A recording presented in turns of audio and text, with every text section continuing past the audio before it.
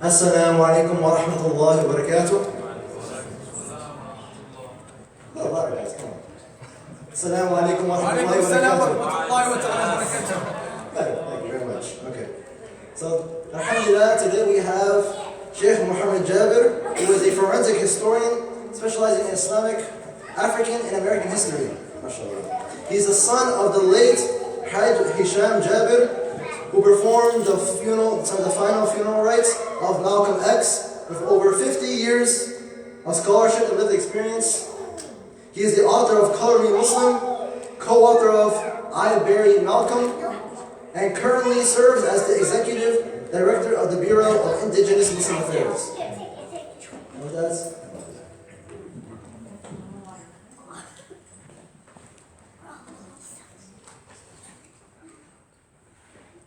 Alhamdulillah Rabbil Alameen wa salatu wa salam ala ashrafil mursaleen wa ala alihi wa sahbihi ajma'in. Assalamu alaikum wa rahmatullahi ta'ala wa barakatuh.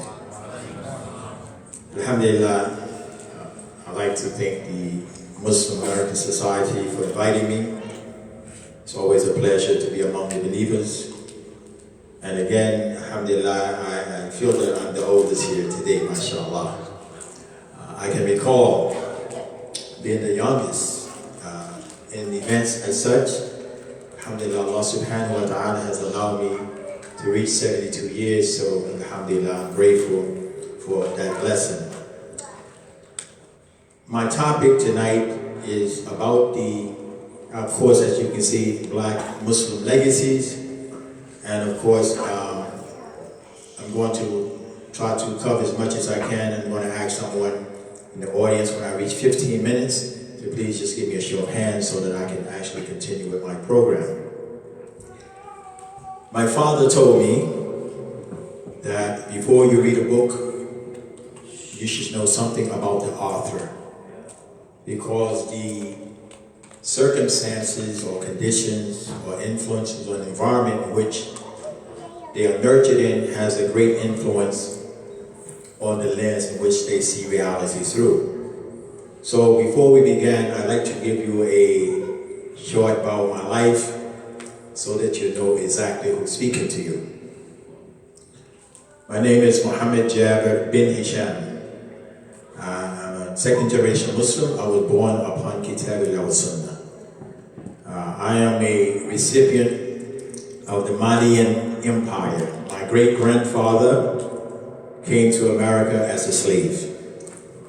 He was captured when he was about 9 or 10, and he was served in servitude until he was 50 years old.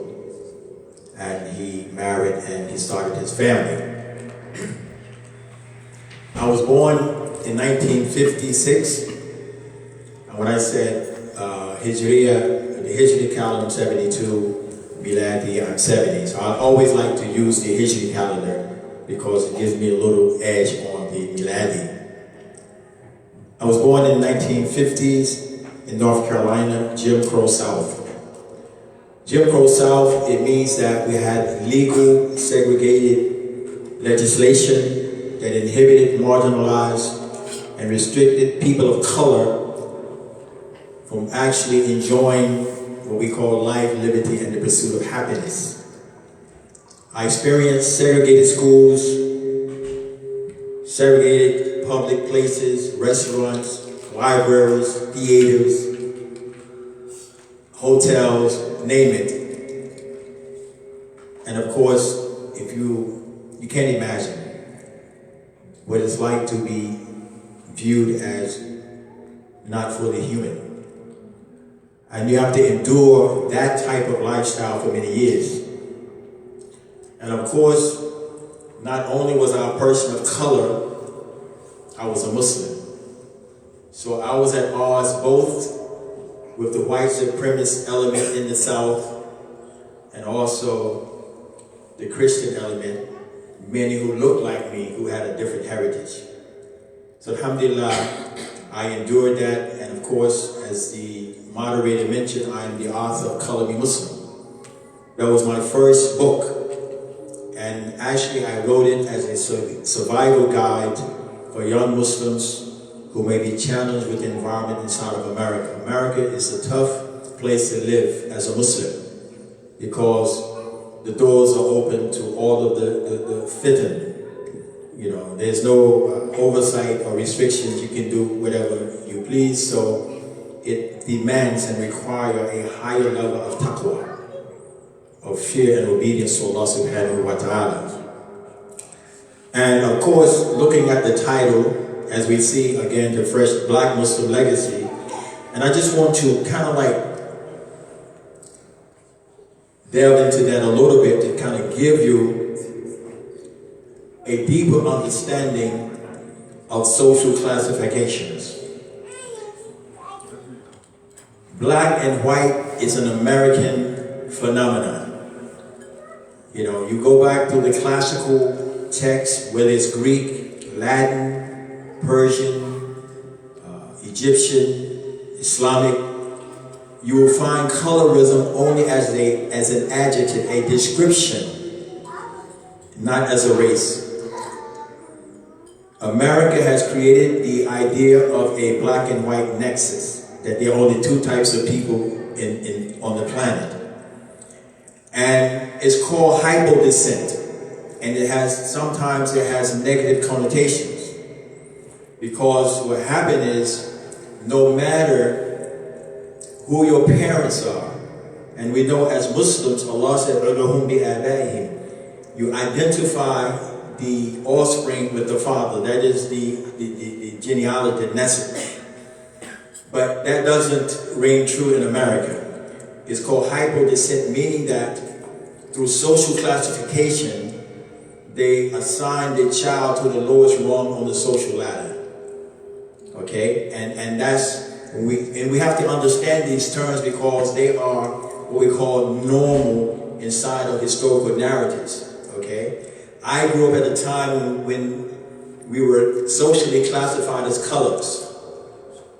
And then it moved from colors to Negroes, and from Negroes to blacks, and from blacks to Afro-Americans, and from Afro-Americans to African-American. And of course, I think within the next 10 to 15 years, they're going to have another terminology or another classification. Okay, so now, just look at this picture. Can anyone recognize anyone on the picture? If you can, show me a show of hands. Yes. I see Barack Obama. You see Barack Obama. Anyone else can recognize anyone on the picture? Yes. Malcolm X. You know her name? Okay. Louise. Okay. Rosa Parks. Martin Luther King. Martin Luther King. Who said something else? Jesse Jackson. Okay, that's enough. Okay. Do you know, when you look at the left there, you see the star? That is Adam Clayton Powell Sr. The one underneath is Adam Clayton Powell Jr. and Adam Clayton Powell III. That's a generation of Scottish descent that has been socially classified as black. Barack Obama father's from Kenya. His mother is Irish, German, and English. Do you see Kamala Harris in the top? Okay. She has an Indo-Caribbean background. Okay. And of course, the lady, Louise Norton Little, is Al-Hajj Malik Shabazz Malcolm's mother. Do you know her father was a Scottish? That her mother was raped by a Scot, and that's her birth. And Al-Hajj Malik Shabazz in his autobiography said that his mother's father was white. Okay, and of course, on the right of Dr. King, that's his grandfather who was Irish. Okay, and of course we see Rosa Parks and Coretta Scott King. What I'm saying is all of these people you see here, for better terms, are biracial.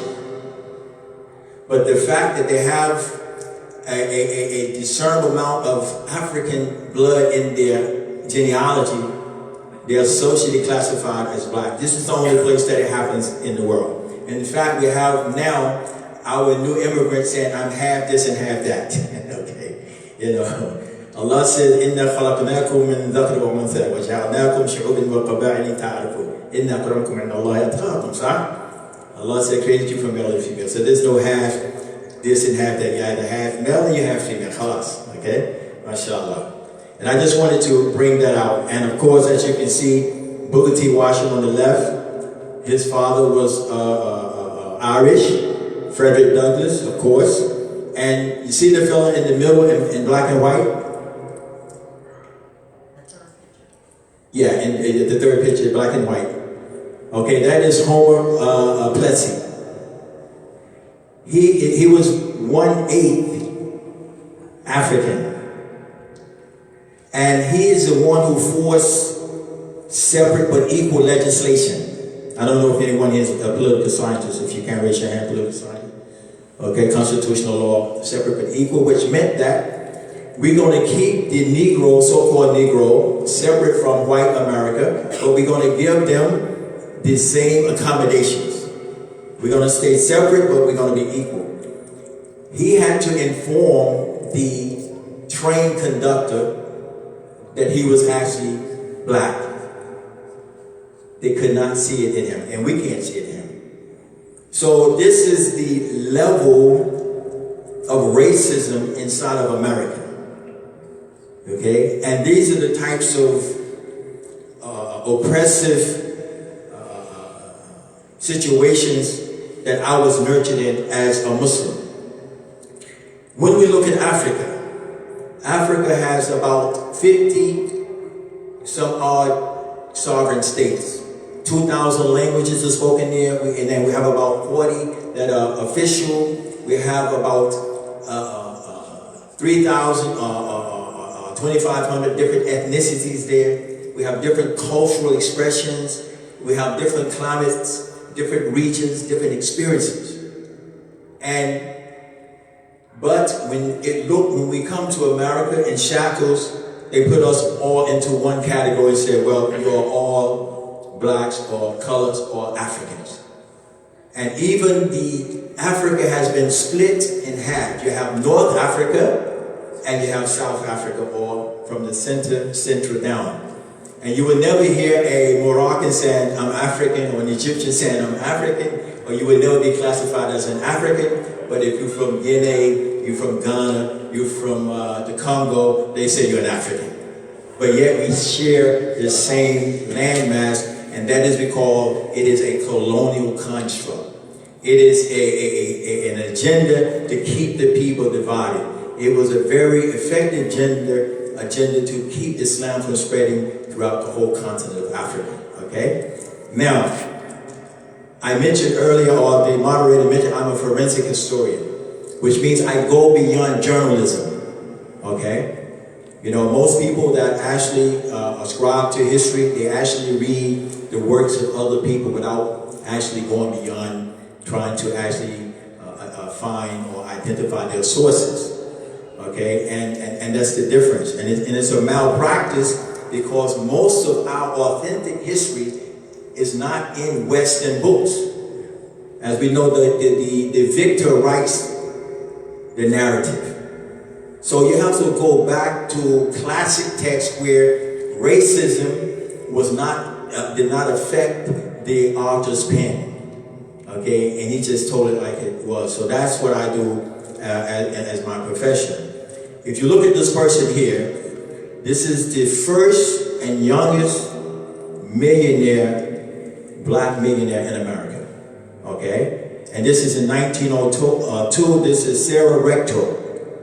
Now, what happened is a very interesting story. Anyone heard of Tulsa, Oklahoma? Yes, that was actually an all-rich society. And what happened was she was actually a Creek Indian, indigenous to America. And what happened was any discernible African blood that mixed with the Native Americans caused them to reclassify you as black. So the Creek Indians, indigenous that had admixture with Africans, were reclassified as non-Indians, non-native, non-indigenous, but they was given land. And they didn't know that her land had oil underneath. Of course, they wouldn't have gave it to her. So once they began to drill, you know, the advances made her one of the richest, and she was a teenager when she became wealthy. But we're not going to stop there. They reclassified her as white. Can you imagine that? Because she was so wealthy, they wanted her to experience, you know, the fame and wealth and the amenities of the wealthy in America. So what it boils down to is that we are in a society that's based on rich and poor, but they use racism as a smokescreen, as a diversion, because once you get into the higher echelon, then color disappears. So I just wanted to address that part of it. Now, I did a program in New Jersey, Muslim Heritage Month. I've been traveling. I apologize. I really meant to put mass up there, so don't hold me accountable for that. Okay? But we have something called history, and we have something called heritage. And as I mentioned earlier, that I have the same history of oppression and segregation and degradation and deprivation that any person of color in America had. But I had a different heritage. I was a Muslim.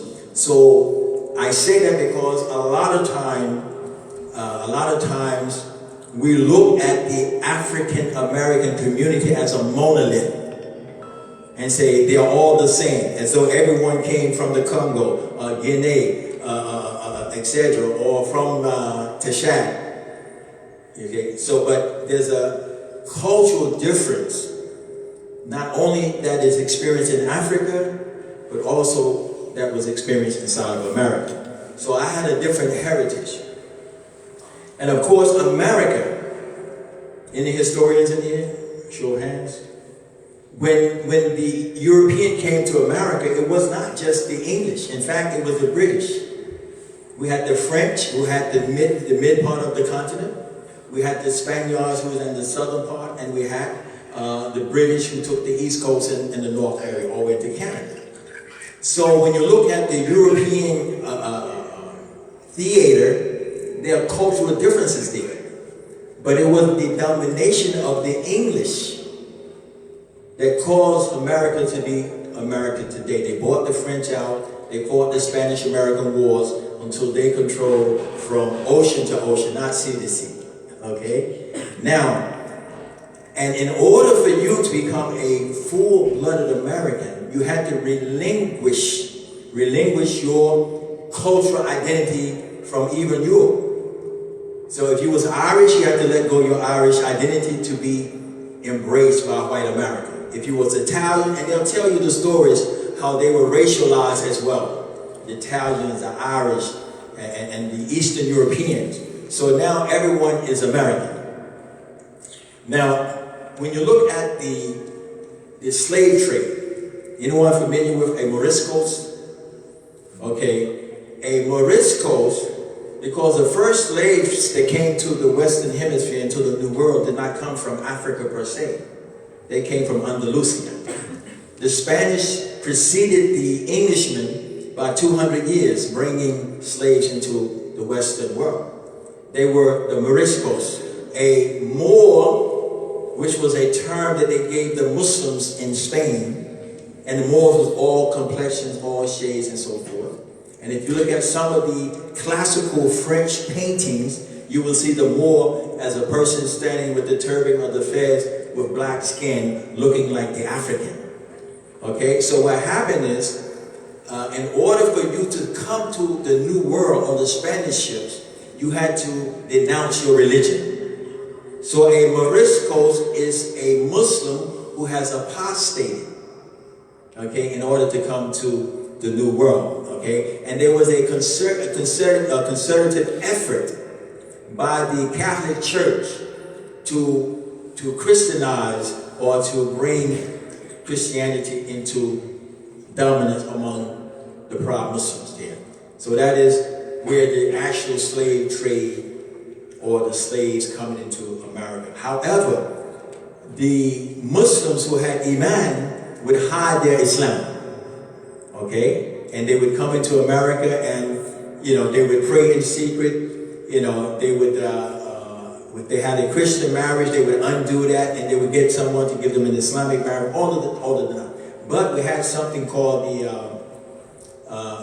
the Inquisition. The Inquisition was a time period where they had inspectors that would investigate and spy on the Moriscos to make sure that they actually weren't returning back to Islam. Okay? So that is the first slave trade. Now the first person of non-indigenous to step on the American soil, okay, was Esteban, Mustafa al-Zamur. He was actually an enslaved Moor, okay, and he was amongst the early European explorers, and you can see his map, and he came. But no one talks about Esteban, okay, Mustafa al-Zamur. I've read 4,000 pages of American history, and not one page has mentioned a Muslim by name in the American history. And if you want to be fair, you have to compensate and integrate everyone who has made a contribution. Anyone you're not gonna find Esteban in the American history book. You probably have to go to Barnes and Nobles and find some alternative information about these types of experiences. We know about the principle of slaves, okay? Ibrahim Abdurrahman, he was captured, okay? And he was actually enslaved in America. He gained his independence. As you can see, he was literate. And he wrote in Arabic, okay? And he's from West Africa. And it is a disrespect to the African culture to say that they were actually barbarians or savages and uncivilized and uneducated, when we find that the only script that was used in Arabic and used in Africa was the Arabic language. And there's a high level of fluency there. And it's very unique the way he got his freedom, that he wrote a letter to the Sultan of Morocco, because Morocco was the first country to recognize the sovereignty of America in 1776, and we established what we call the Friendship Treaty, that no Moor could be held in captivity or enslaved. And there was an agreement that if the Moroccans would capture any Christian, white Christian in the Barbary Coast Wars, they would free them. So Abdul Rahman, he used that angle, okay, and he wrote to the Sultan of Morocco, and of course, that allowed him to get his freedom. And we know about Ayub Suleiman Diallo. He came to America as a slave as well, okay? And actually he was captured while he was taking 7 slaves to Captain Clark, okay, on the Gambia River to sell them, because they were actually, the slave trade started inside the interior of Africa. Okay, the Englishmen or the Dutchmen did not really have to get off their boats and go into the interior, as they show you in the pictures, with nets and yokes, that actually they supplied different tribes with guns and rum and powder and all the types of, in exchange for slaves. So Ayub Suleiman Diallo was enslaved. He was captured, but he got his freedom. Something that is unique about him. You know, there were no Christianity in East Africa until the Emancipation Proclamation, until the late 1800s. You know, we had the Najashi, we had the Ethiopian and the Coptic Christians on the east side of Africa, but on the west there was no Christians, okay? So what the Christian society in America would do is they would find the Muslims who were literate, and they would give them Bibles in Arabic. And they would bargain and say, well, if you go back and as a minister and create a ministry to spread Christianity, then you're more likely to be free. So they gave Solomon Job, Ayub Suleiman, they gave him 5 Bibles in Arabic. And he actually reciprocated that with 5 Qur'ans that he wrote from memory. Okay? Showing you the high level of literacy. And then we have Lamin Kebe. And these are some of their works. I mean, he was a faqih. Okay? Now, what happened is he hid his Islam, you know, because it was very dangerous to be a Muslim on the plantation, okay, to try to pray in front of your masters. So he hid his Islam for some time. And what happened is they intercepted a letter because he and Omar Saeed, you know, they were pen pals. And they would write in Arabic. And this was one of the lingua francas of the plantation, that you knew the Muslims from the traditionalists by the language. More than likely, if you were a Muslim from West Africa, you spoke Arabic. Okay? As opposed to the tribal language. So you were able to communicate and you knew who was Muslims on the plantation. Even though I would not identify you, I would know you were Muslim and so forth. And they found out that he was actually a pen pal or Saeed, and of course he got his freedom as well. And Yaro Mahmoud, he was also captured, brought here, and he bought his freedom. And he actually invested in the stock market. Okay, he was a real estate broker, and he prayed in the streets. He was in the Maryland area. He didn't care. And he would walk down the streets reciting Quran. He didn't care, okay? And of course, alhamdulillah, and he's even they have his place of residence, you know, immortalized even today. This was one of the slaves that were in America. Very literate, spoke Arabic, and recited the Quran. And of course, Nicholas Saeed, actually Muhammad Ali bin Saeed, he spoke about 9 languages. Okay, he spoke Russian, Persian, Arabic, Bambara, Hausa, all of the different, and he was actually captured in a scrimmage of tribal conflict, and he was sold. And he ended up getting his freedom and came to America, and he fought with the Union in the North against slavery.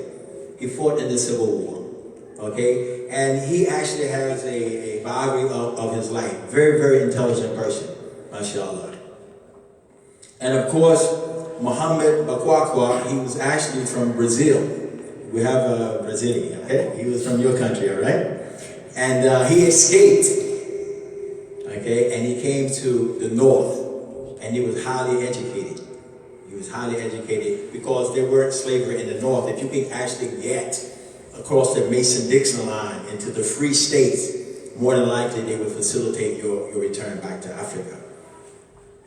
And then we have Hajj Umar Saeed. I used to give a book away. He was actually a Hajj when he came into America. He'd already went to Mecca and made the pilgrimage. And he was captured and brought to America. And of course, he wrote his biography, he's from the town that I was born in. He's from North Carolina. Well, he's not from there, but that's where he was enslaved. And he died 1 year before the signing of the Emancipation Proclamation. Okay, he did not see his freedom. And of course, there's some discrepancies whether he converted or not, but of course, the slaves learned to use hikmah in order to get the benefit from their masters, okay? Because you get tired of the whip. Okay, so when the master would take him to church, he would go to church.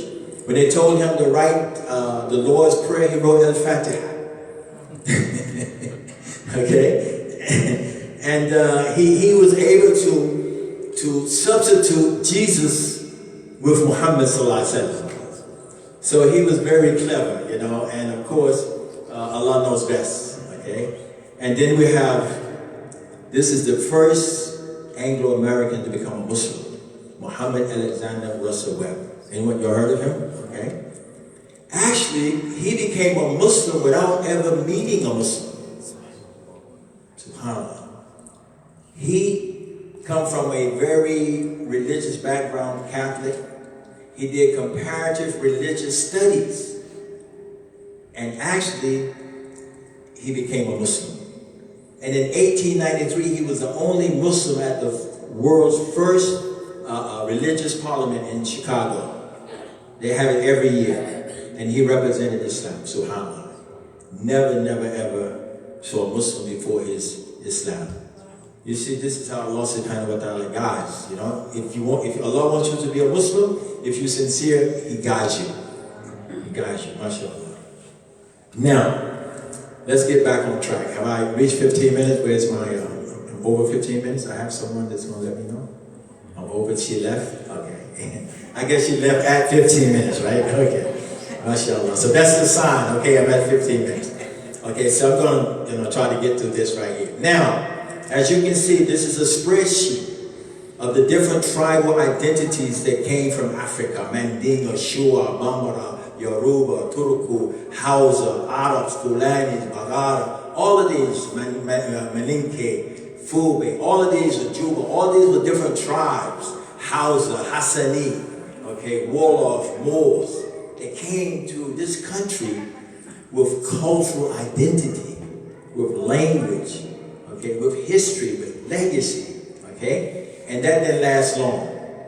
Through slavery, they erased their history.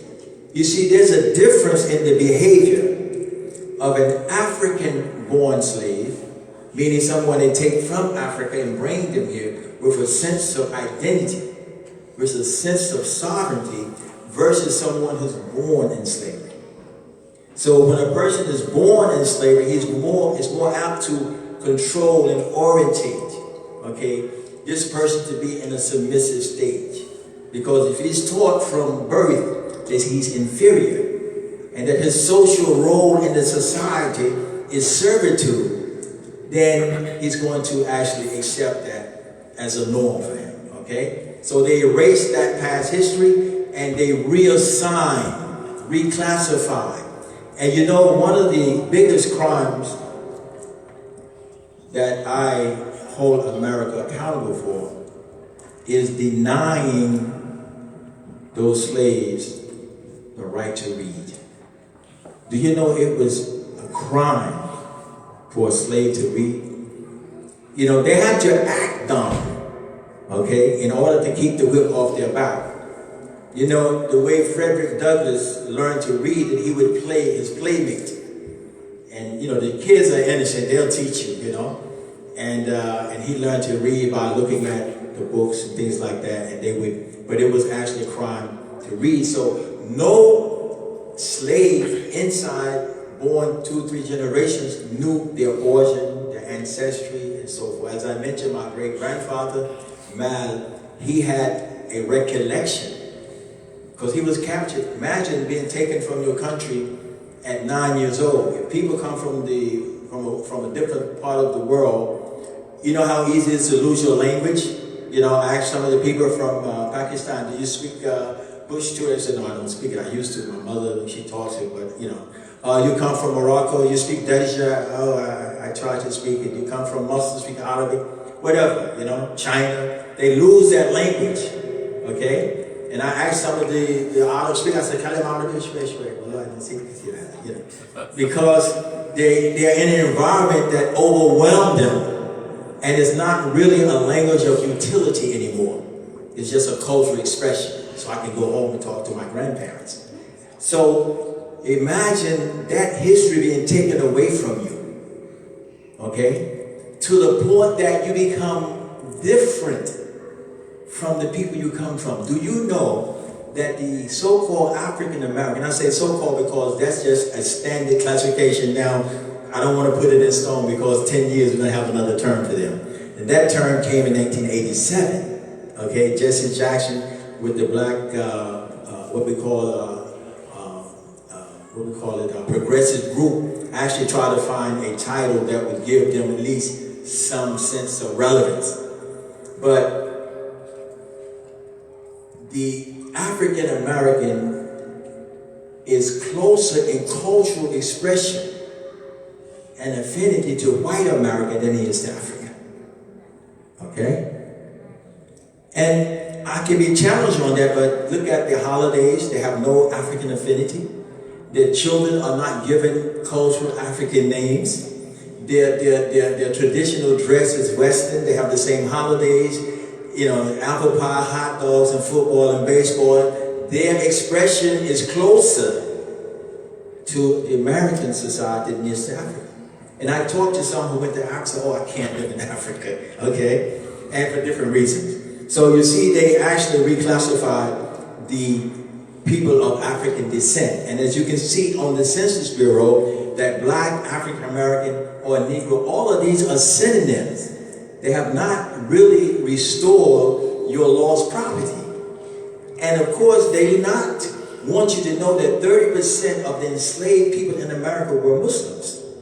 30%, that's a high number for us to be totally invisible, okay, in the spectrum of the African American experience, okay? Now, we go back to the Negro Law of South Carolina. And of course, as we know, this is legislation. It says the status of the Negro, his rights and disabilities. And in the red it says the term Negro is confined to slave Africans. See, this is when you look at classifications. And as you see in the second, it said with the exception, of Egyptians and Moors and the Negro Asiatics such as the Lascaux, because there were people who came from India, the sub-part of India, which just had the same complexions as people came from West Africa. There were people who came from Egypt. That, you know, anyone from Egypt know about, you go to Aswan, you go down to those areas, Nuba, okay, you find people with complexions like West Africans. But they were not classified as slaves because they had a history and they were sovereign. Okay, so they made some exceptions. So you see, the idea of the Negro is a social construct. That means an African that will put in slavery. And after the Emancipation Proclamation, this is how they left them. Okay, we haven't even got to Islam yet. Okay, we're talking about the human condition as they survived slavery. This is 5 generations of slaves. Can you imagine that? Your great-grandfather, you're sitting on his knee, and he's a slave. And when we say slave, I don't think we understand the impact of that word. Okay, it's like, for example, it's just, I know we Allah subhanahu wa ta'ala for the Prophet sallallahu alaihi wasallam, best example. We have to be kind to animals. We have to be kind to trees, and we can't even urinate on a tree. You see the humility and the humanity that Islam gives us. But look at the society. A person can kick a dog with no recourse, no repercussions, no, you know. It's like your car. You go buy your car, you can just burn it up. Okay, it's my car. What are they going to say? That was the level of chattel slavery. You was rendered to just mere property at the disposal of another human being. Your will didn't mean anything. You didn't have a choice in the matter. You didn't choose what you wore. You didn't choose what you ate. You eat. You didn't choose who you married because your wife was shared with the master. You had no say-so. So you were chattel. And that's the condition they left them in. Azuma. I want everyone to say Azuma. Azuma actually means El Juma. What happened is, and this is the last slave ship that came to America. It went into Alabama. And this lady, El Juma, as Juma, is from Nigeria. Okay? And if you're born on a Friday in that tribe, would they name you? El Juma. And that's her with her grandchildren. She had a daughter named Aisha. This was the last slave ship that came to America. Okay? And she actually was free in 1865. Okay, so she was lucky that she didn't have to go through a long-term slavery. But the ship that she came on had 100 slaves. And of that 100, about 70% were Muslim. Okay? Now, the boat was filled by anyone, do you remember the movie Woman King? Okay, anyone saw that? Raise your hand. Okay. It was a Dahomey, a society that actually captured her and put her on the boat. The Dahomey society was the largest slave traders in Africa. It took a royal mandate from the British to make them stop enslaving Africans, okay? And the business was so lucrative, they stopped growing vegetables and cotton, and they said, this is more money than that, okay? And a lot of people don't know that, that the slave culture started with tribal wars. So when you got on the boat, you, in your mind, I'm a war captive. Inshallah, I'll be ransomed, okay? But when you got into the American shores, you became chattel. Okay, there was nothing there to actually give you any hope of ever being free again, okay? This is the last Muslim community in America out of the slave culture. Bilal Muhammad, rahimahullah, had a good master, if that sounds okay. A good master. Well, he allowed him to practice Islam. He allowed him to make dhabiha on animals and eat halal. His master allowed him to raise his children to be Muslim. In fact, he was actually a slave driver himself. He managed the plantation of the master. Okay?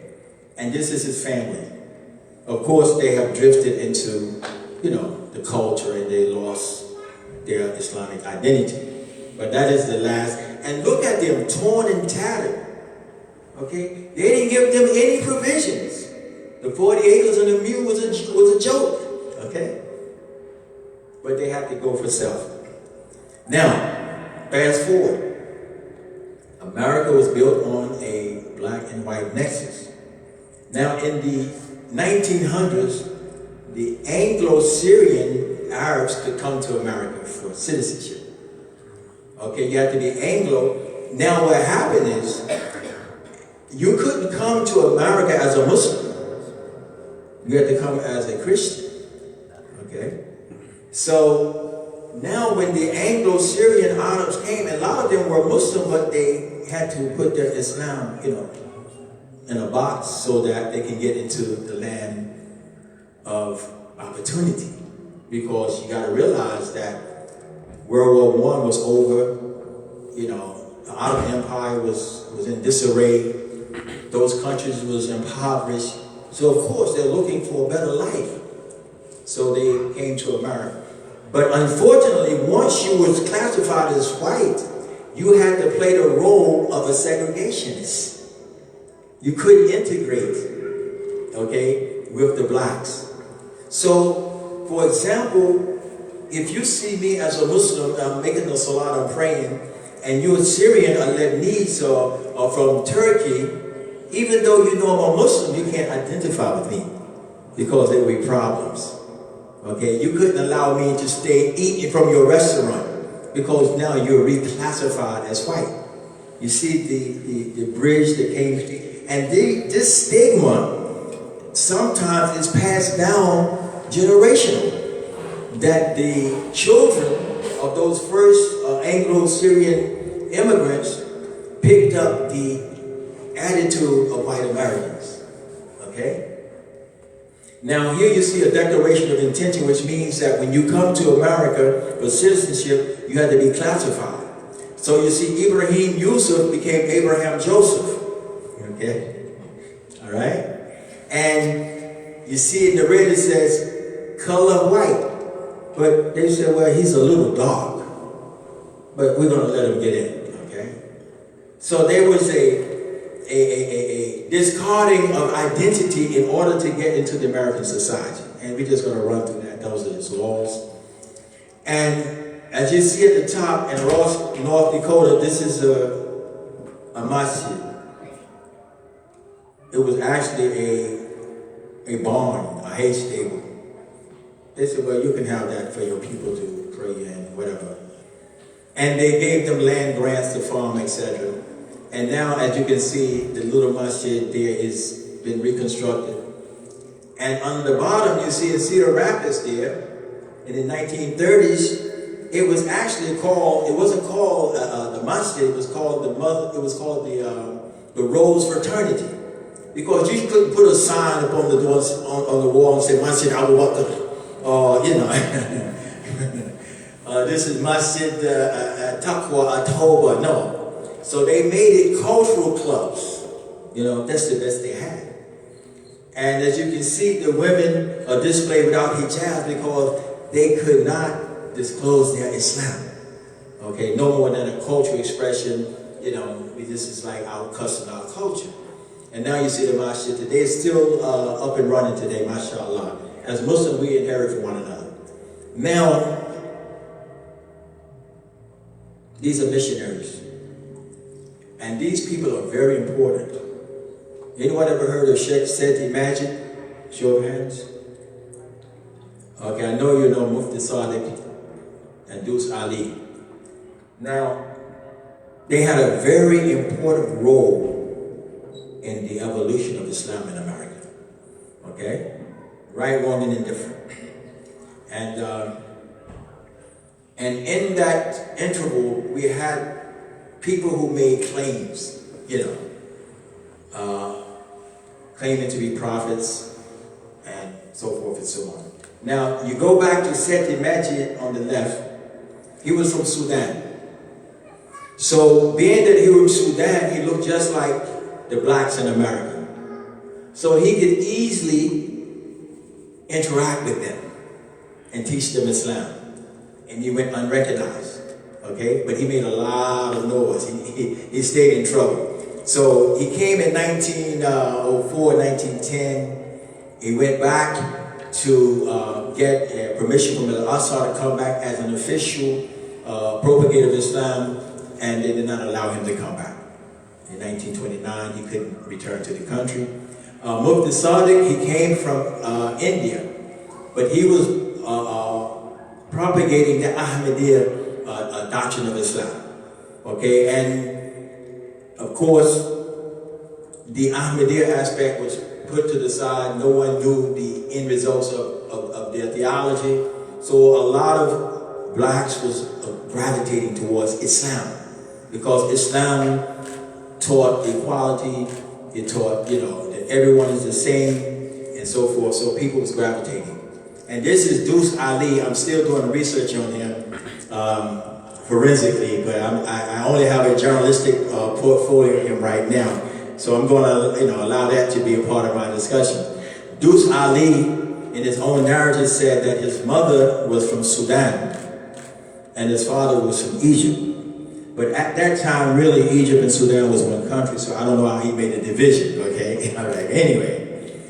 And he went, and being that Egypt was a British colony, that he had access to go to Great Britain, to London, to study. Okay, and that's where he encountered Marcus Garvey from Jamaica. Jamaica was also a British colony, had access to British universities. And Dus himself said that he stayed out of Egypt so long that he forgot how to speak Arabic. Okay, I used to disagree with that, but then I started talking to a lot of Egyptians. They said, I don't speak Arabic now. I said, okay, so you give Dus a pass, all right? Okay. Now, the Ahmadiyya, as you see, this is a newspaper clipping, were interacting with what they called the Negroes at that particular time. Okay? And of course, as I mentioned, they weren't aware of the variations of Aqidah. Imagine now, you have nothing, okay? 300 plus years of slavery, and now someone come teaching you Islam, they have a Quran, they talk about the Prophet ﷺ, the wonders of Allah, but they're not talking about Mizra Ghulam Ahmed. So, of course, you're going to grab all the above, and later on, you'll work out that part that we have to reject. Here again, you see, and this is actually in the 20s. This is Dus Ali embracing a Syrian Muslim. This right now looks like nothing, because you see it all the time. People from Africa, people from Europe, alhamdulillah, salam alaikum. We don't even think about it. But you go back to the 20s, we had segregation laws, anti-miscegenation laws. We couldn't marry, we couldn't integrate. You see, this is the expression of Islam. That Islam, doesn't tolerate racial superiority. لا فضل عربي على عجمي وعجمي على عربي أسوأ على أبيض وأبيض على Aswa illa bitaqwa. That there's only one definitive distinction, that is our taqwa, and Allah knows how much we fear Him. This is not something that we measure. And of course, they built a masjid. Okay?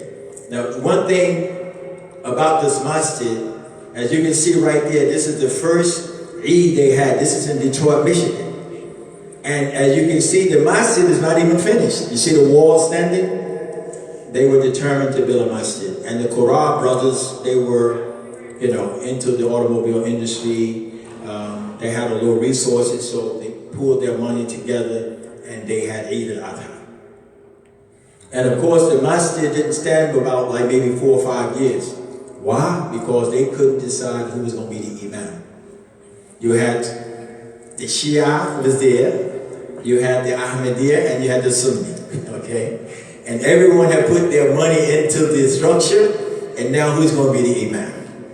So to resolve that, what did they do? They demolished the masjid, mashallah. A lot of people don't even know about that masjid in Detroit, okay? Now, how did the colors, the blacks, the so-called African American, find out about Islam in the very inception? They went through what we call Masonic lodges. Anyone ever heard of a Mason? There's a fraternity in America called Masons and Eastern Stars and things like that. And what it does is it fosters a different outlook. It introduces you to Eastern philosophies, Eastern religions. And among that cadre is Islam. So they said, oh, this is something we might can identify with, okay? And of course, the Masons tell them, oh, you know you come from Egypt, the ancient and noble Arabic order of the mystic Shriners, the ancient, noble Arabic Egyptian order of the mystic Shriners. In their narrative, it actually connects them with the Muslim world. And these were Prince Hall Masons, because even the Masonic lodges were segregated. And Prince Hall, okay, was a colored, he was black, and he was free, and he had to get his permission from the Scots. So he was a Scottish Rite Mason, because the British Masons were segregated in races that we're not going to give you any type of permission to do a lodge. Now, if you see these two arrows pointing on these people, right? So we're coming right into how Islam got into the society, how it revived itself. You see two individuals standing there. And if you notice this, the only two that have their right hands on their breasts. That's a Masonic symbol.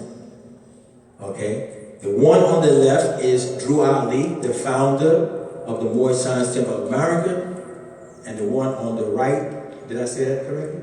Left and right. Yeah, on the right is our Professor Muhammad Azadeen. This is the starting point of his evolution. And this is in 1928, as you can see. And this is the charter that they had in 1920 when they established the Moorish Temple of Science. There was a disagreement between Professor Lomax Bey, Professor Muhammad Azadeen, and Drew Ali. And they made another charter, and it became the Moorish Science Temple. As you look at the bottom, only Drew Ali's signatures on the bottom. On the other one, on the right side at the bottom, you see Lomax Bey on there. So they went in as partners on the first one. On the second one, he got rid of Lomax Bey, and for a good reason. Why did Lomax Bey disagree with Drew Ali? Because Drew Ali introduced, in the middle, you see the Holy Quran, the circle 7. And he proclaimed prophethood. And Professor Azadeen did not agree with that, so he was kicked out, and he made a migration.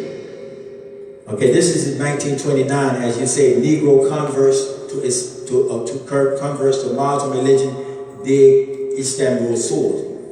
They went there, about 80 families left America, 1929. This is long before, I think this is the same year that Hajj Shabazz about 4 years old, Malcolm X about 4 years old. So I'm showing you that Islam predated the Nation of Islam by many years. So he goes into Turkey. He could not find any real what we call sustainability, because they were suffering from World War I, and also Kemal Atatürk was de-Islamizing Turkey, and of course that wasn't a good place to be. So they left, and he did not return to America. He went to Al-Azhar.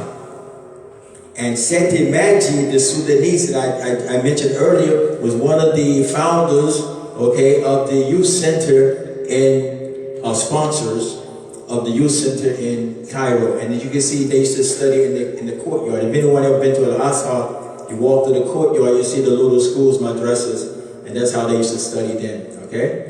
And he studied there for 5 years, and he came back and established the Adinullah Universal Arabic Association, and you can see it's 1938, but we conceived of it 1936. Okay, and we have 617 declassified FBI files on our organization today. I have them in my possession to show you that we were being interrogated, we were being marginalized, investigated, all the above to stop the growth of Islam in the 1930s and 40s. And there were 4 types of Islamic expressions in America. Of course, this is the organization on the far right that I come from. My father was a part of that. And of course, we purchased 107 acres in Camden, New Jersey, and that's our little manual there, Adinullah Universal Arabic Association, and it was actually our roadmap in Islam. And we opened our first center in Newark, New Jersey, on Prince Street, 95 Prince Street, subhanAllah, that's an old city. And this is Ezadeen Village in Hampton, New Jersey. This is 1940. And as you can see, the little fellow on the far left there with the striped suit on, that is Shaykh Professor Muhammad Ezadeen. And of course, the little house at the bottom, that's the masjid that I grew up in. In the summertime, we would go there. When we had school breaks, of course, as kids, we would cry because we didn't want to go into the village. And of course, and a lot of people ask me, I learned it when I was a kid, when I was in the Muslim village. Okay? Now we have 300 acres of land, okay, in West Valley, New York. We call Jaaber. We own it today. MashaAllah, we purchased in 1941. We used to do farming and all these types of things. But, as the kids grow up, they see the lights in the big city, and they said, let's get out of here. So they left, okay? But the motivation was so high and intense that literally the people who become Muslim, they would dismantle their homes, board by board and brick by brick, and they would take it to the village and they would rebuild their houses there. SubhanAllah. Do we have that kind of motivation today? And that is the layout of what we're trying to develop that land right now. And we had units all over America. We was doing dawah all over America in the 50s and 40s. Look at this picture here. This is 1943, okay? In Philadelphia. If you look at that picture real closely, you see diversity. We had people from Syria, Yemen, Turkey, America. There was some all over, okay? And this was the first United...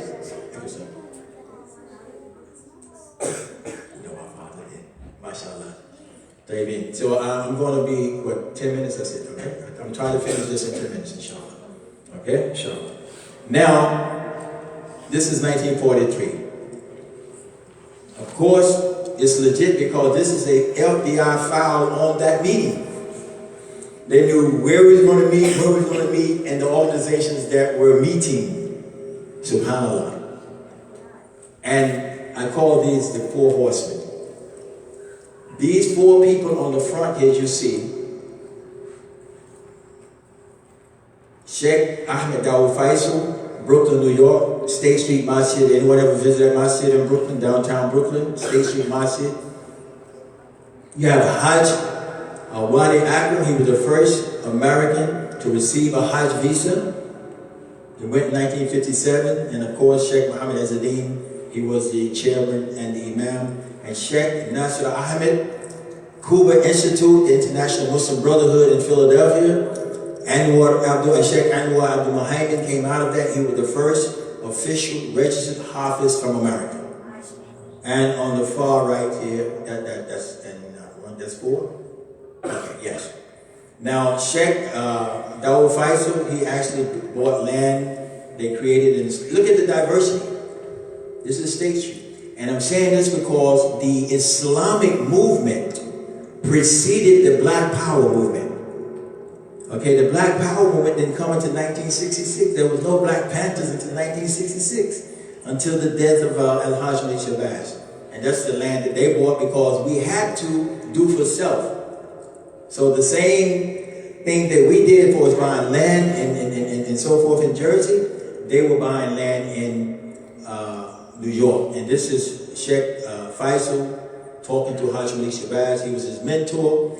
And this is what Malcolm said, those Orthodox Muslims whom I had met one after another, my father included, had urged me to meet and talk with Dr. Muhammad Yusuf Shawardi. That was the Imam of the Islamic Center in New York. And this is a meeting with all the diversity, because we knew Islam was the answer. Never would you see different ethnic groups coming together in America at that time. It was unthinkable. And this is, again, Cuba Institute. And that was a problem because once you left one organization and joined another, you got burned out. Okay? MashaAllah. And this is Sheikh Wali Akram, the first Mosque of Cleveland. He was an Ahmadiyya affiliate before he met Sheikh Muhammad Azzuddin as he came back from Cairo. He changed his Aqidah, he got on the Sunnah, and he disassociated himself with the Ahmadiyya. And his grandson, Imam Ahmed Abbas, is the Imam of that today. And of course, this is out of Harlem and Brooklyn, the Dar al-Islam movement. Sheikh Yahya Abdul Karim. I used to go there and pray when I was a kid. I grew up in New York. I spent some time in New York. And that's my father on the right. He became the national imam for the Deen Ulag Universal Arabic Association. And of course, he was one of the mentors in the transitional team for Malcolm X to lead the Nation of Islam and to come on the Sunnah. Malcolm had a public life, he had a professional life, he had a private life, and he had a secret life. So more than likely that what you know about Malcolm is his professional life. Okay? And that's a whole other story. As I told the brother, if I would do a Malcolm talk, it would take about 2 hours. And Malcolm, as he left the Nation of Islam, he actually traveled abroad. And of course, he was very, very astute, very articulate. He went into Gaza, to the refugee camps. He spoke at the United African Summit, and he was actually soliciting support, global support for the downtrodden and oppressed globally. And he saw that the problem was not just isolated in America, but it was all over the world. And of course, we know that led to his assassination. Okay, and I actually have did extensive research on why Malcolm was really killed. Of course, it's about 300 pages about that. You know, it took me 3 years to actually finish that book. I had to read transcripts, documents, FBI files, affidavits, talk to people.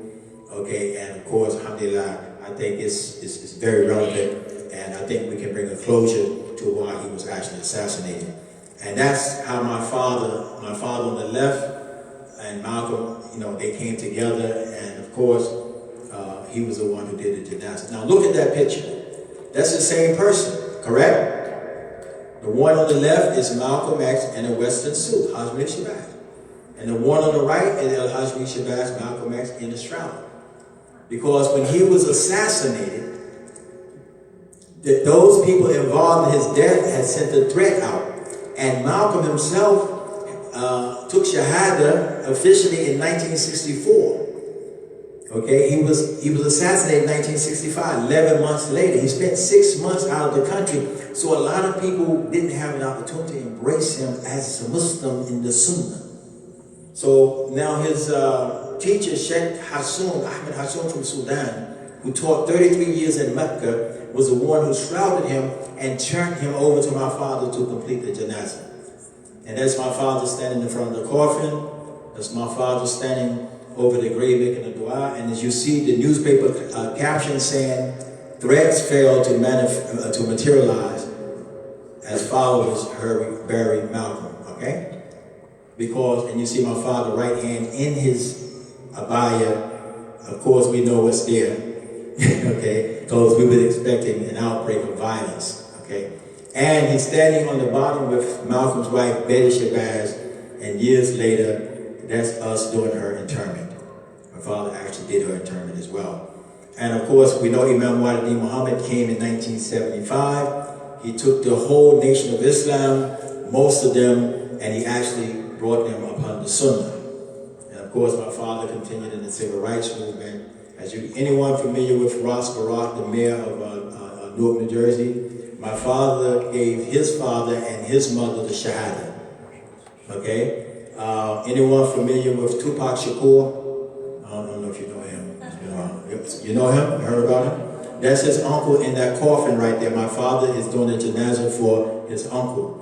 Okay, do you know Tupac Shakur, grandfather, was a Muslim, and we shared the same community, and I was assigned as Tupac's counselor when he was, what we call it, thugging out or something, you know. Okay, yes, so those people are in our circle, okay?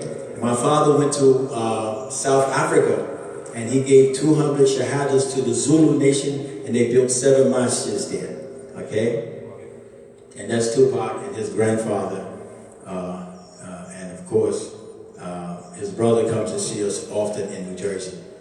And of course, that's us in front of the United Nations Plaza saying Palestine, Palestine for the Palestinian people in 1971. I'm going to hold here, there's too much information, but when we talk about Islam in America, they have not scratched the surface.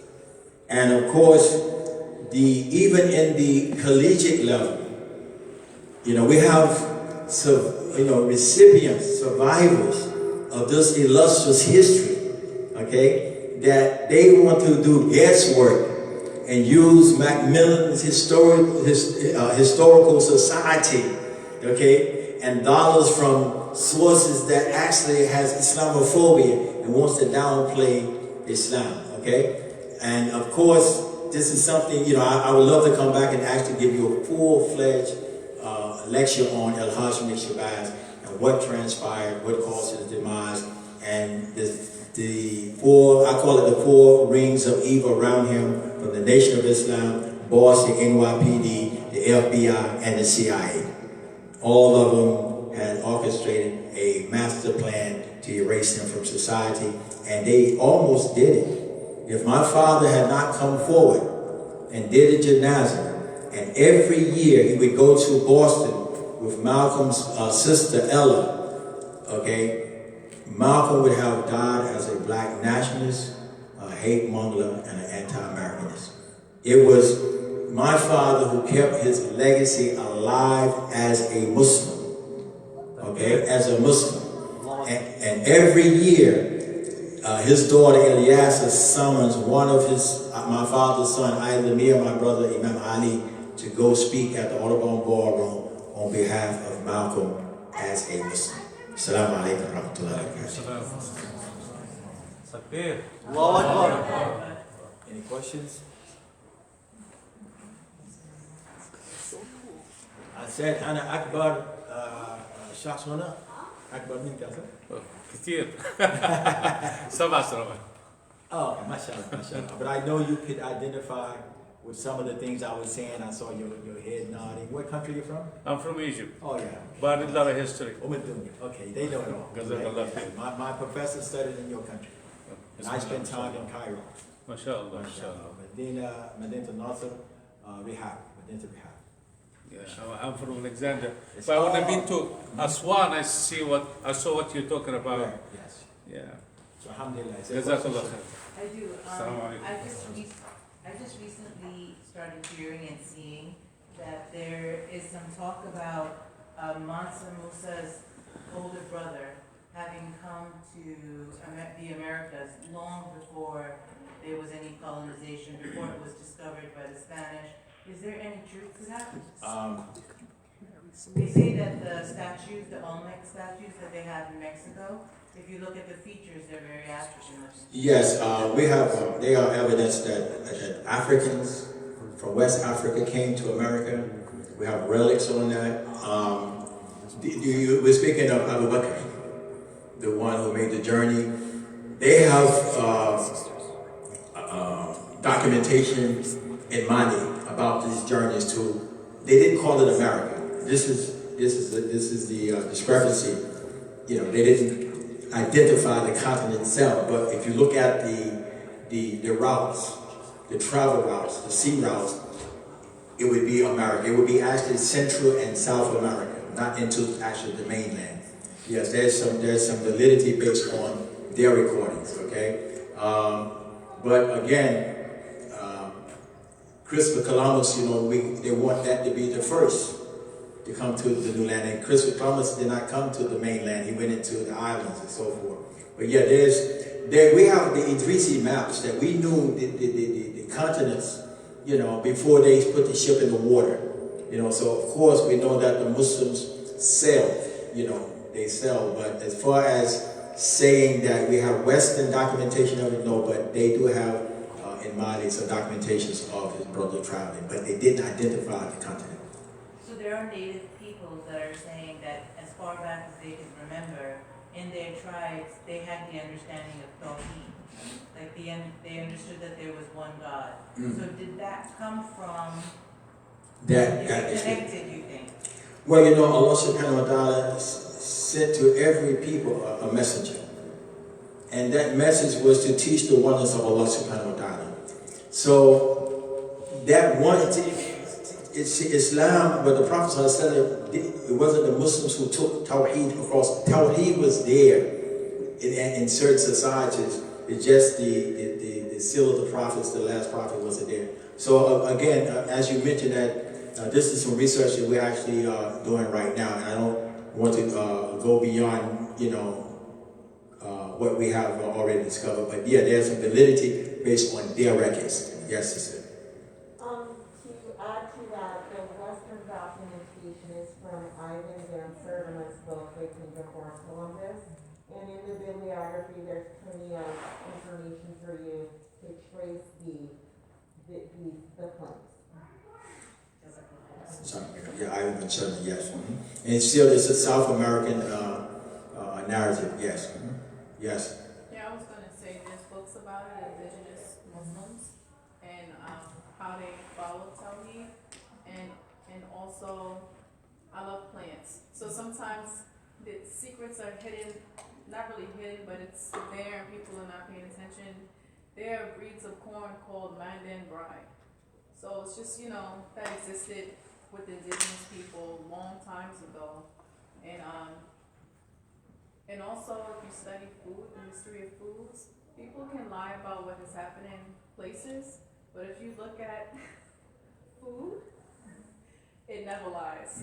You can always tell who has visited, who has traveled, and what has been going on in the place, no matter what. You can't cover it up. You know, I think what happens is that, you know, Islam is for everyone. And the reason why we are so proactive is because this aspect of these people that came to America by way of the African diaspora has been removed from the table of nations. So that's why, you know, we actually have these conversations to enlighten the people that Islam is not foreign. It's not foreign to Africa. The first migration that the Muslims made was to where? Al-Habasha. Okay, it's closer to Habasha than it is to Medina. Okay, now, and that when you find an American, an indigenous American or an African American questioning Islam as though it's an Arab or Indian or Asian religion, we have to show them that if you in fact say that you are of African descent and you come from the West African coast, inside of the interior Africa, then more than likely that some of your family or you or neighboring tribes who are Muslim. So it's not something strange. But we know that the Christianity that was manufactured in was this Constantinople, you know, definitely was not of an African culture or Eastern culture. So you have more affinity to the African culture by descent and by culture and tradition than you do the Western or the Roman traditions and so forth. Yes. I got to get something from the men. Okay. What's up? Yeah, I had a question about Martin Luther King Day. Why is there a Martin Luther King Day and not a Malcolm X Day? Politics. Politics. Yeah. And you know, that's a whole other discussion as well. But if you look at Hajj Malik Shabazz, Malcolm X's life, they are really hesitant at bringing him out as a Muslim. Okay? Yes, we talk about civil rights. Yeah, that's a hand inside of a glove. There's no change in that. That's to facilitate something that already belongs to you. But when you talk about Islam, that's a transition. That's a transformation. That means you got to rethink the course or the journey that you're traveling.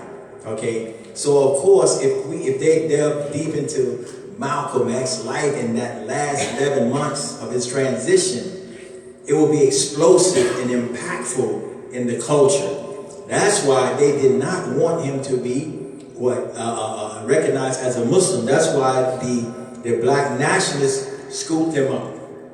And that's why they brought him close and almost disenfranchised him from the Muslim community. Malcolm X was actually, he went off the radar into the 80s. Okay, and the only way you knew about Malcolm was the autobiography of Malcolm X by Alex Haley. Okay, and his books was actually banned from traditional bookstores and libraries, especially in the South. So it was actually the hip-hop culture in the 80s that brought him back alive, and then the movie X. Okay? Yes. Okay? Good? MashaAllah. You got one question? Can you tell us more about like those villages that you guys bought? What now? Like the villages that would like. Oh yeah, the village. Yeah. Yeah. What we did is it was an ecosystem that every family purchased land and we put it in a trust. And that's the second one. The first 100 plus acres we bought, we relied on the families to maintain it, make sure that they wouldn't sell it out, and we would keep the community generational. But of course, that didn't happen. But the 300 acres we have is in a trust. So it has to be passed down from family to family to family. And actually, I'm probably the third oldest survivor of that particular investment. So we're trying to develop it. We have something called the Sakina Springs that we're trying to have retirement homes. We're actually in the process of putting a charter school there and farms and things like that. We just woke up and realized how valuable that property was. Okay, inshallah. And it's unfortunate that most of us, unfortunately, in the American lifestyle, that if we can't reap what we sow, then we don't invest. We don't sow. Okay, and we have to move beyond that mentality. It has to be generational.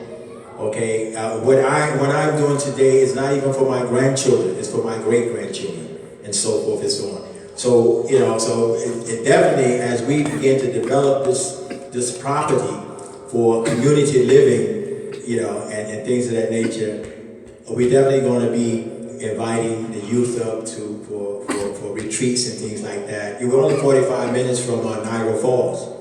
Okay, 35 minutes from Buffalo. We have a large influx of Muslims that have come from Bangladesh and places like that. So they're in need of education. They're in need of actually a cultural expression where they're not ostracized or looked at as being different. So there's a lot of potential in that, inshallah. Inshallah. Thank you. Alhamdulillah. Again, I'd like to just thank the Muslim American Society for the invitation. I'm always inspired just for people to listen, just for people to know our story. That there's always a different, narrative that you're only going to get from those people who's actually experienced that. And experience is the best teacher. And I can tell you that I have real good memories of my past. I could just tell you the story. I stayed in trouble in school, okay, because my father used to tell us, don't let people know you're a Muslim in the South, okay? Because people are very vicious.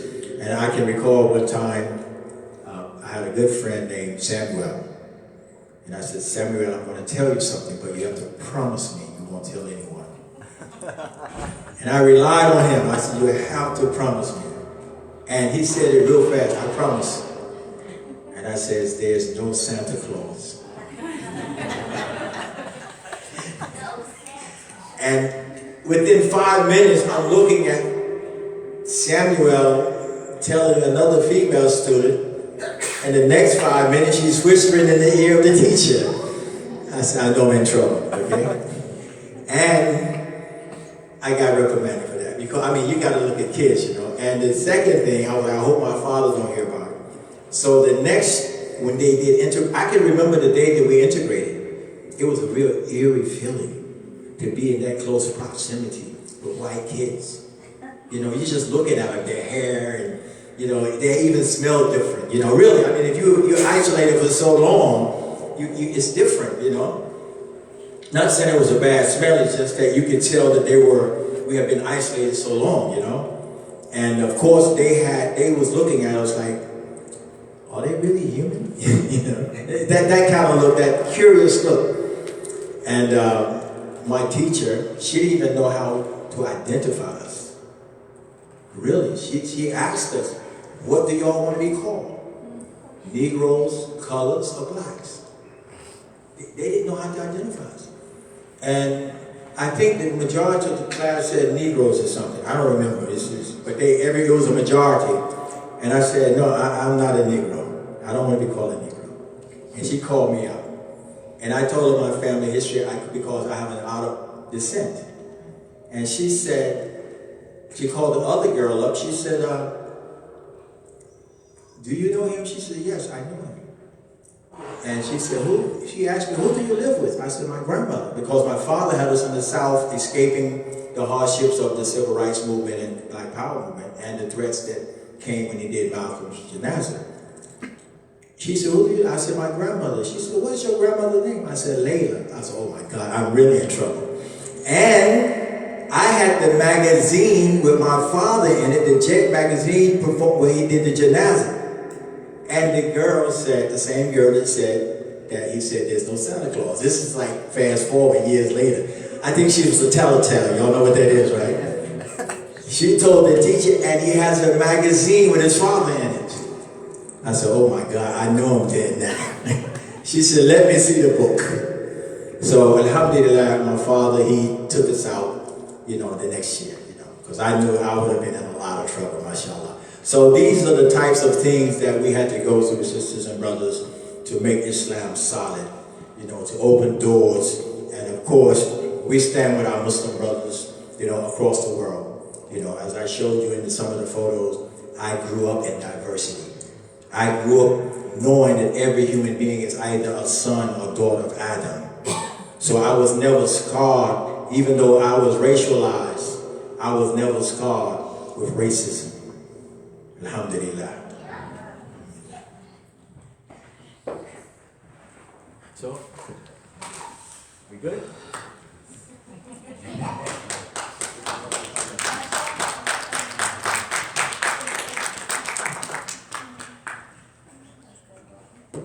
Well, thank you, Shaykh, for coming here. We really enjoyed it. Alhamdulillah. Please come back more often. Oh, yes. I'm going to pray Ramadan, inshallah, by the time. Not to talk, but just to come and try. Please talk too. Okay. So, for food, sisters, you guys go first, and then you guys go into the room, you know, your room and everything. And you guys gotta go afterwards, and then you guys go over there. Afterwards, there's a book sale. So there's a book sale all the way like in the lobby. So, And this for my dawah and my travel business person. so if you guys have enjoyed this, please buy it because you're gonna have like a lot more knowledge to enjoy. Inshallah.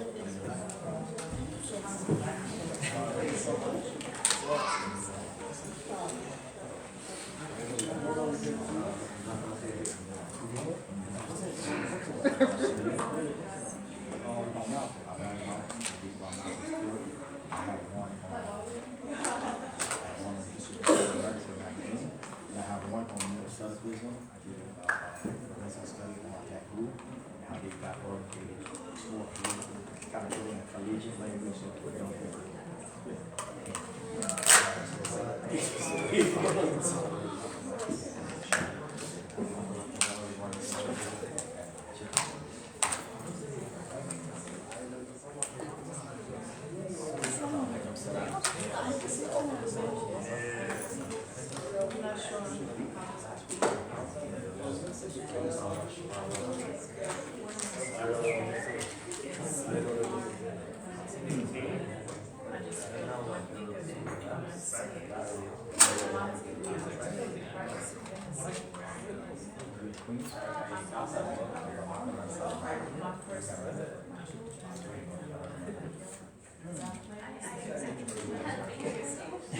And then the same owner eventually said, "Got a space for you over there." And it's okay. A lot I can say it's good. But I used to say all the time. See, I was, look, I I haven't said it. I can always supply. And what can I do when I look at the I said, I can go to the I said, I don't have my seeds. So I started to see. And it became extensive, and it still is contradictory to my seeds. So I was like, all right, gardens and houses and everything, just wanting to know about the place. And I had to sit in my garden for years. So when I got that, when I was in the Vikings, I recognized this, so this is a lot. Because I will always say, I didn't have any money, it just stepped me out. So I know these moves are and you know how you can just feel in your soul when you think of something, it's overwhelming that it comes out sometimes like tears. So when I mention I don't know, I just imagine being able to just to see what I was thinking at a bigger scale.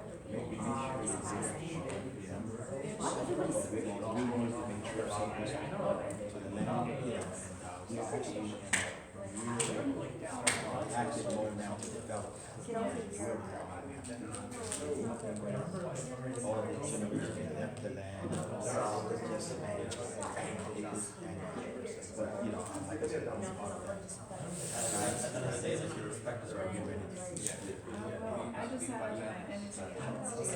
What's going to come out of it? I just need to plant seeds, and then I can be calm. We have enough. So, and then I have enough seeds, and I'll have enough knowledge as far as like what it takes to build up, like a system, just a whole ecosystem for something in the future where it's like I'm in Harlem. Okay, make sure because we have a seminar, we have a meeting. We're trying to bring in new ideas and actually flourish. Okay, I just got ready for a test. Actually, tell us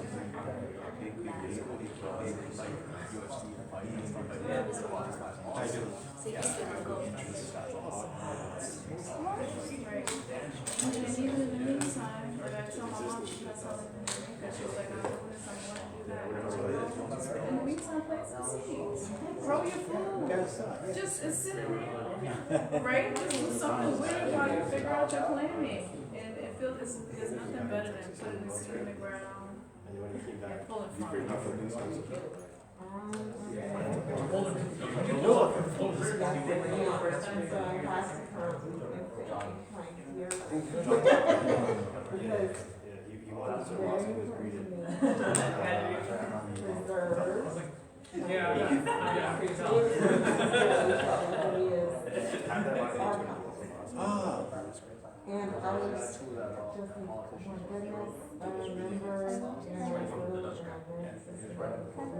was starting to death.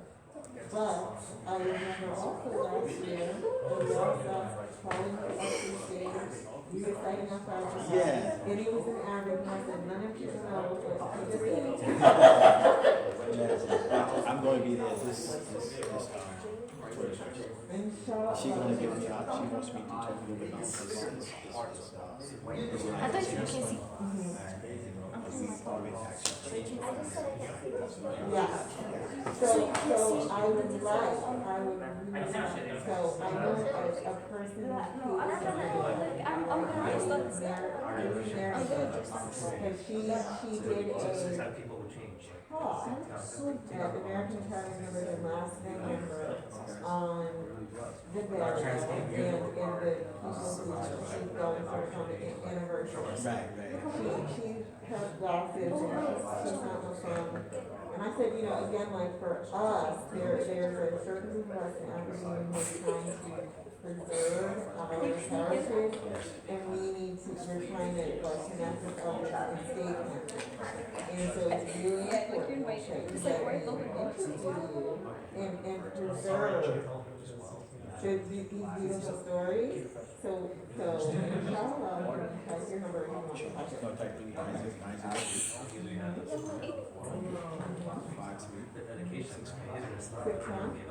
In the email.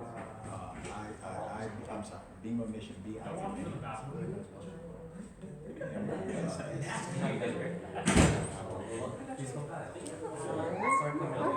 At gmail.com. Wait, let me get your And I'm so, and I was trying to look for a picture of my father. I did a course on death and theological seminary. And I had to pull from all these things. So I didn't tell people it was my father on the obituary. I just kind of left some things out. I just wanted to show you the pictures. We're more I'm sorry. I didn't know who your wife was, because I told me to get in touch with her. She's at the book. She's in the We're book. talking about Space Master, and my name is Mariam Sharif. Yes. Of all the Sharifs in Newark, right? Inshallah. Thank you so much. And my eldest son. He's a leader. Come on, let's go. Come on, sweetie, let's go. Yeah, no, you're good. It's okay. Thank you. I'm gonna get you a fork right now.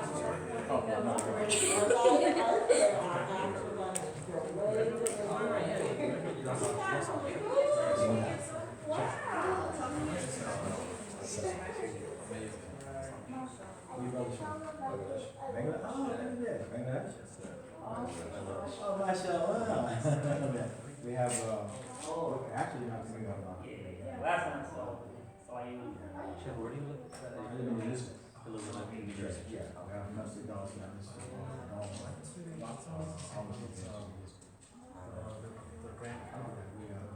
We're very glad, because what happened was, refugees, a lot of people in the area. And I just mentioned 300 people land, a lot of them came from Buffalo, and so we're going to try to get a charter school going and facilitate the school site. Next 2 years, 5 years from now, it's going to be kind of like church. And once they get, they can go off to college and take care of themselves. And that's kind of like a thing. So we're trying to do a perfect call. And it's causing problems now with the curriculum because it's a mandatory curriculum that they have to insert into schools because it's a civil rights agenda. Yeah, the legal source is based on compliance. So in order for us to certainly we can do charter schools in areas and we can still have the proper funding and have the great parents and tuition, and we'll be 90% Muslims, and we can control we did our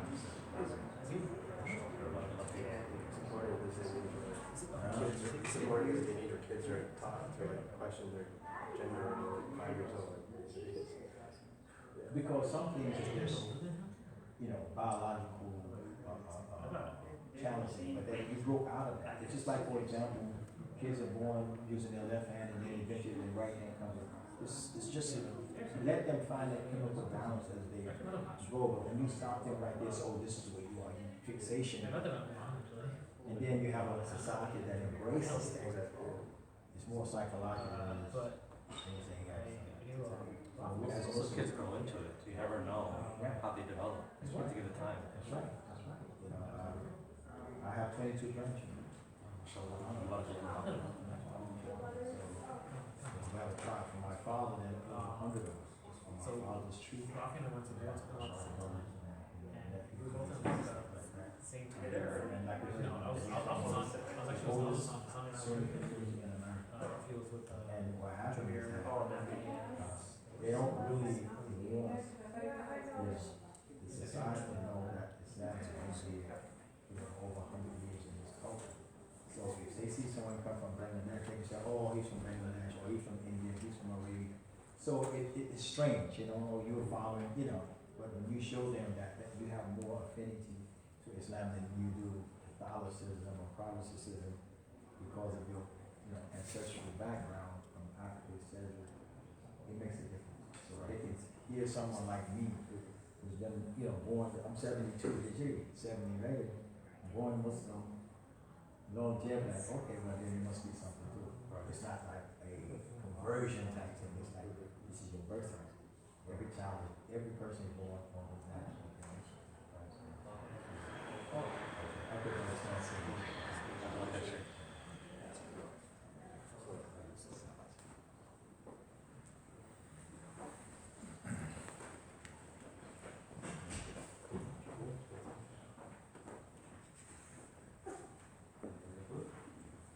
No, you got it.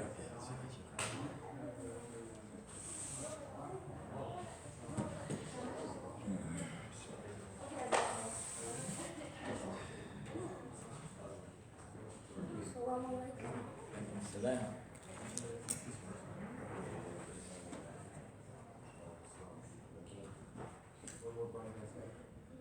Is there anything I can get you?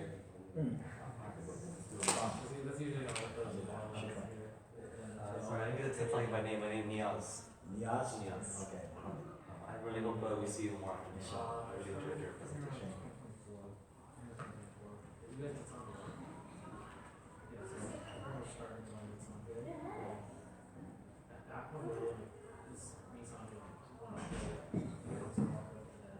slowly around. And the both sound. Picking up all those other dividers.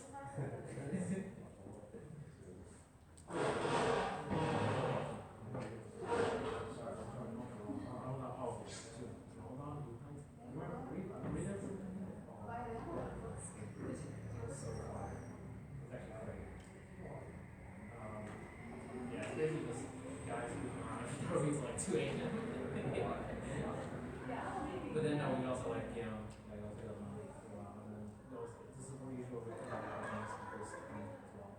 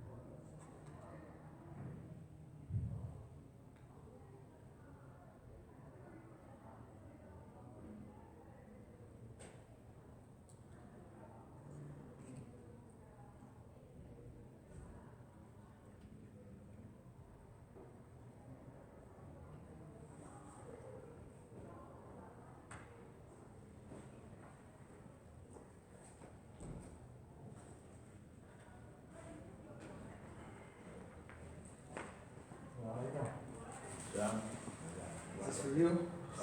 Special gift. I don't know what's in it. One of the sisters asked if you wanted to do like a quick 2-minute recording with them, like an interview. I think it's 2 minutes. That's what they told me. Okay. If you'd be willing to do that after you eat. Okay, inshallah. Jazakallah khair.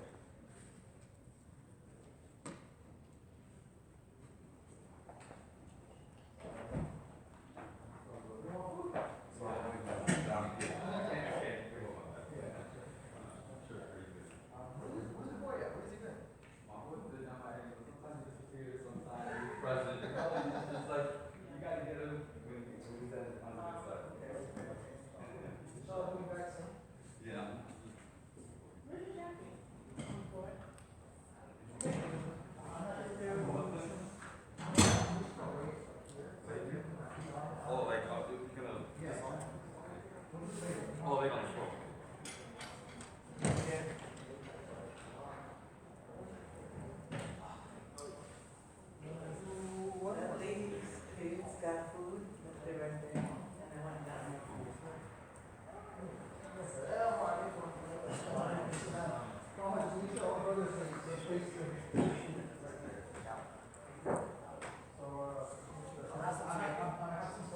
I'll ask them to eat off the floor, actually. You're not supposed to eat off the floor? I'm not eat off the floor. You have my phone, right? But, okay, I've had enough. Just,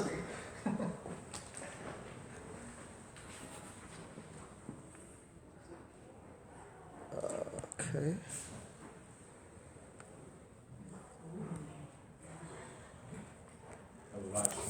It was live streaming, yeah. Hopefully it's still not live streaming. Just have you eating that.